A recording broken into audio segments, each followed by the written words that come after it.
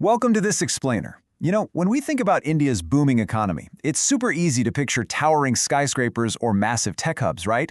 But actually, the true engine of the country's economic and social growth isn't found there at all. It lies way outside those bustling cities. Today, we're flipping the script to look closely at rural development. We're talking about a targeted, conscious effort to fundamentally improve the baseline quality of life for the people living in rural areas. To really wrap our heads around the massive stakes involved here, we've got to look at the sheer scale of the population we're talking about. Just look at this number from the 2011 census, 83.25 crore people. That is nearly 69% of India's entire population living in villages. People always say India lives in its villages, and well, the data absolutely backs that up. Because this segment is just so vast, true national economic growth simply has to be inclusive and sustainable, which means it must be entirely driven by rural development. Now, the World Bank has a really interesting take on this. They don't just see rural development as some, passive economic shift that just happens organically.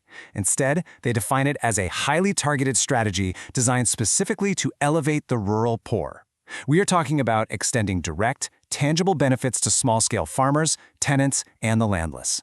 It isn't just about handing out better seeds or buying more tractors. It's about fundamentally reshaping the social and economic fabric for the people who need it the very most. So, to break this all down, we're going to unpack the significance of rural development through three main themes today. First, human and social capital. Second, justice and equity. And finally, the economic engine. All right, let's jump right into our first section, human and social capital, empowering people and society. So the first big foundational pillar here is public health and sanitation. It makes complete sense, right? Providing safe drinking water and affordable health facilities is literally the baseline for a good quality of life. But human capital goes way beyond just physical health. Another absolutely crucial piece of the puzzle is the empowerment of women. Real-world development actively works to reduce gender disparity, making sure to meet the specific needs of rural women and deeply encouraging their participation in community programs. When you elevate health and empower women, you strengthen the entire community from the ground up. And you really can't talk about human capital without talking about literacy. It is honestly one of the most powerful instruments we have for socioeconomic change. Historically, there's been this massive, gaping divide between rural and urban literacy rates. But rural development acts as the bridge here. It ensures the provision of educational facilities at all levels, guaranteeing that rural populations aren't left in the dark while urban centers race ahead. Moving on to our second theme, justice and equity. Ensuring fair institutions. Okay, so a thriving, newly empowered rural society totally needs a fair playing field, right? We're talking about absolute justice and equity. A huge part of this is the strict enforcement of law and order. Basically, rural development has to safeguard the rights of socially disadvantaged groups through proper enforcement.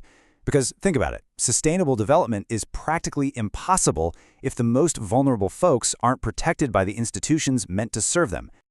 Building right on top of that is another game changer, land reforms.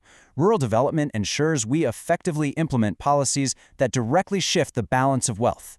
What does that actually look like? Well, it means placing a hard ceiling on how much land one single person can own, regulating rents so people aren't exploited, and fiercely protecting tenancy rights.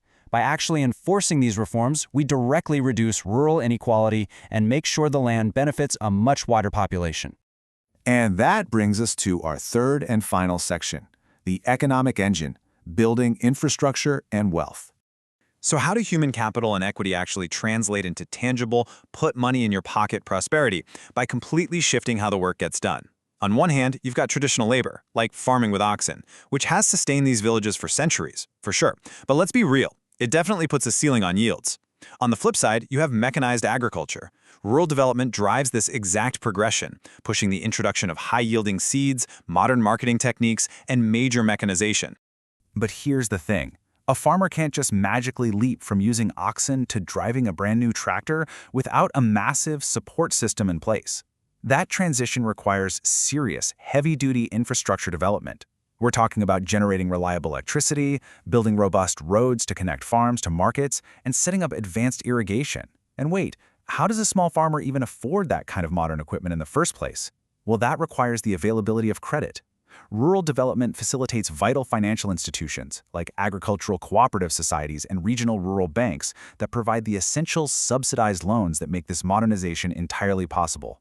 So, when you take all these previous pillars we've just talked about, Health, literacy, women's empowerment, law and order, land reforms, infrastructure, and credit, they all act like the roots of a giant tree, and they culminate in one ultimate overarching goal: the total eradication of poverty. Better agricultural yields, improved education, and fair social structures directly boost rural incomes and just vastly improve the standard of living.